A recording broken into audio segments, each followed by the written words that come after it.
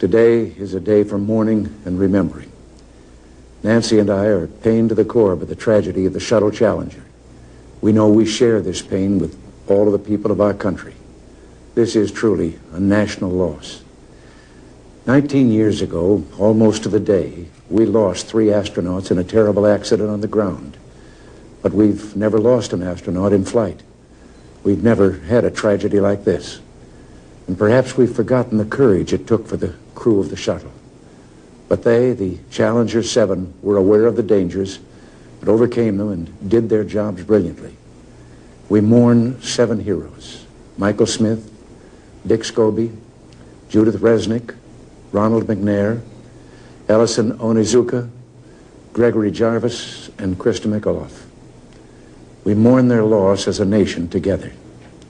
The families of the 7, we cannot bear, as you do, the full impact of this tragedy. But we feel the loss, and we're thinking about you so very much. Your loved ones were daring and brave, and they had that special grace, that special spirit that says, give me a challenge, and I'll meet it with joy. They had a hunger to explore the universe and discover its truths. They wished to serve, and they did. They served all of us. We've grown used to wonders in this century. It's hard to dazzle us. But for 25 years, the United States space program has been doing just that. We've grown used to the idea of space, and perhaps we forget that we've only just begun. We're still pioneers. They, the members of the Challenger crew, were pioneers. And I want to say something to the school children of America who were watching the live coverage of the shuttle's takeoff. I know it's hard to understand, but sometimes painful things like this happen. It's all part of the process of exploration and discovery. It's all part of taking a chance and expanding man's horizons. The future doesn't belong to the faint-hearted. It belongs to the brave. The Challenger crew was pulling us into the future, and we'll continue to follow them. I've always had great faith in and respect for our space program, and what happened today does nothing to diminish it. We don't hide our space program. We don't keep secrets and cover things up. We do it all up front and in public. That's the way freedom is, and we wouldn't change it for a minute. We'll continue our quest in space.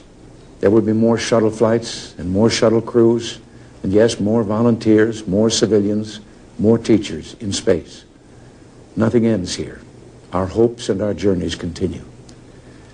I want to add that I wish I could talk to every man and woman who works for NASA or who worked on this mission and tell them your dedication and professionalism have moved and impressed us for decades, and we know of your anguish.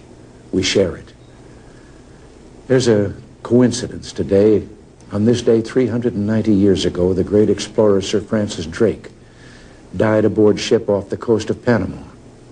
In his lifetime, the great frontiers were the oceans, and a historian later said he lived by the sea, died on it, and was buried in it. Well, today, we can say of the Challenger crew, their dedication was, like Drake's, complete.